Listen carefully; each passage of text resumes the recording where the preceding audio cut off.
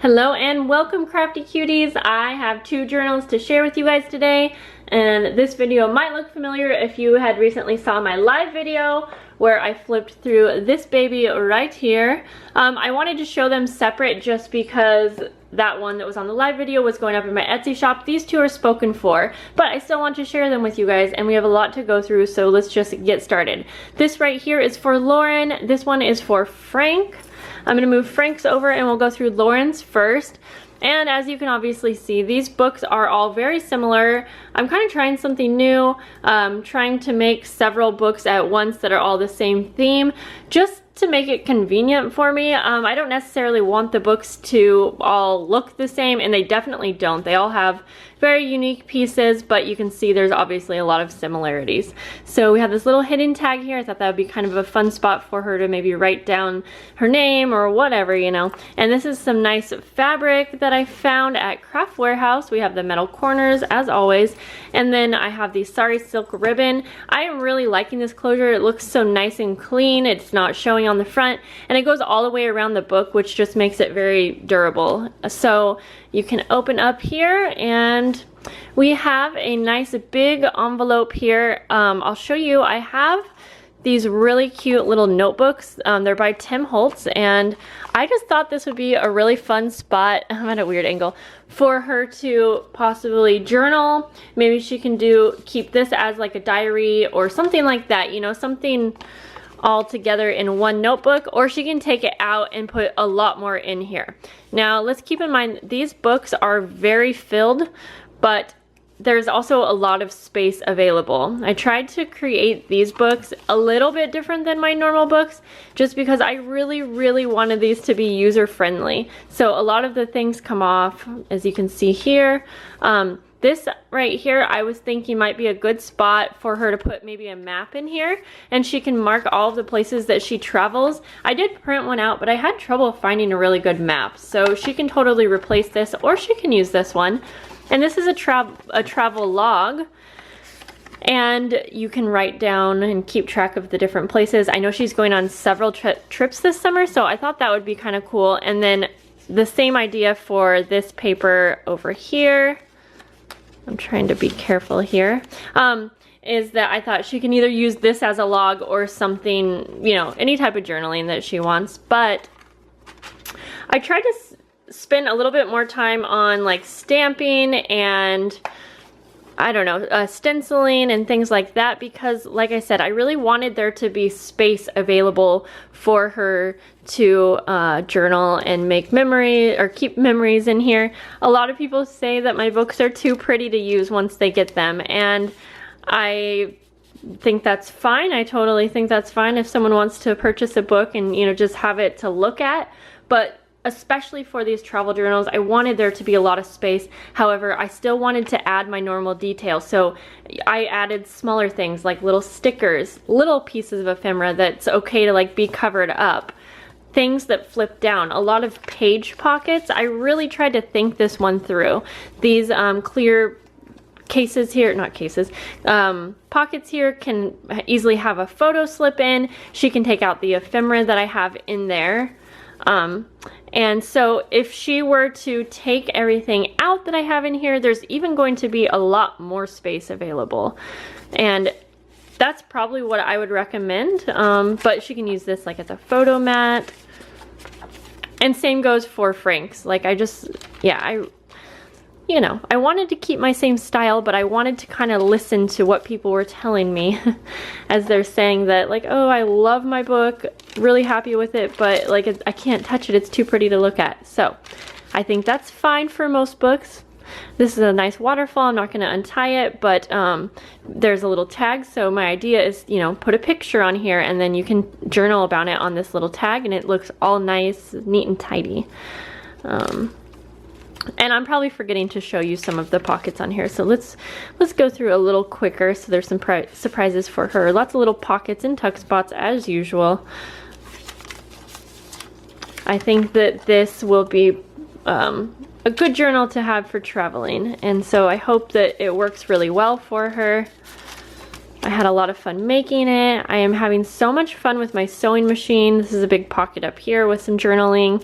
A little pocket here that kind of just melts into the page, so you could totally just put a big picture here if you wanted. I feel like there's still room in this book for creativity. But again, I really just wanted to keep with my own style, because when someone's custom ordering a book, you know, they are expecting to get something that they see me make. I love adding these little brads and clocks here. Page pocket up on top. Oh boy, I'm talking too much here. And then you will see as we go through Frank's, there's going to be a lot of the same ideas. Of course, the prints and things will be different. This is just a vintage map that's folded up, and you know, she can either use this and journal over it, collage with it, or she can replace this with a map that she has when she's traveling. A lot of little clips. So I hope that this is everything that she kind of envisioned. We talked for a long time as we waited for her spot. I was having a hard time getting through orders like before. It's just, I think it's an ongoing thing. I have lots of things in mind to do. So these are little pockets that I had sewed, and it's a journaling card, but it's also like a little vellum pocket with a tag in there. I still wanted to add little things like lace and trims, but this is a different style, and I didn't feel like it would look right with all of the different laces on the edges. And since she is planning to take this along with her traveling, I also didn't want it to be too many things sticking out. Obviously, it's still a pretty chunky book, and it, you know, can be tied shut, but yeah, I was just really trying to keep all of that in mind, basically. Little envelopes that can, you know, you can put tickets or little things in there. I love these little frames. I think they're super fun, so you can take the journaling card out and put a picture in there. Little side pocket here. And I'm sure I missed some of the fold outs and whatnot. And then back here we have a nice pocket, and I am sending some things with her because I didn't end up using everything that I had in mind. And then I think I showed you her charm. She really liked this airplane charm, and I added a little camera because I thought that was appropriate, and I did my cross stitch. So there we go. I like these books. It feels good in the hand, the size and whatnot. Super excited to be sending that to her. So you can see this is similar, a little bit different. I do like the clean cut on the front, but she mentioned she really likes the clean cut look. So I tried to keep this one more just squared off and not too much hanging out. But like on this one, I added some cheesecloths in the background, and like I went ahead and stitched this plate on with some visible twine. So you can see that even if I'm making several books at once, I am still always keeping that person in mind and always making it unique. So we have the camera, a little key, some pretty little beads, and these charms can be removed. And so if you're traveling, I think, you know, you could remove that and then put it back on when you're putting it on the bookshelf. That's how I would do it, at least. Okay, so similar thing going on. This one is Velcroed shut. There's some tags and whatnot in there. Same little notebook. I tucked this one in this little spot here. If it falls out, you know, maybe it can go in here or whatever. Same little setup here, a library card, and I have been putting my name and info, whoops, on one of these tags, and I actually just tucked it behind here. Felt like that was a good spot. Little pocket back here. Bag. These bags are by Cavallini. I really like them, and the feel, you guys, it's so nice and silky. Little corner spot tuck here. I added some wood veneers throughout. This one says, "Are we there yet?" And I thought those were really fun. I'm actually sending an extra one with each of these orders, along with extra journaling cards and tags. So little bags are fun, and I added a lot of stickers, washi, rub-ons, and things like that throughout, so that I still felt like I was decorating, but like I said, leaving space, like teeny little pieces of ephemera.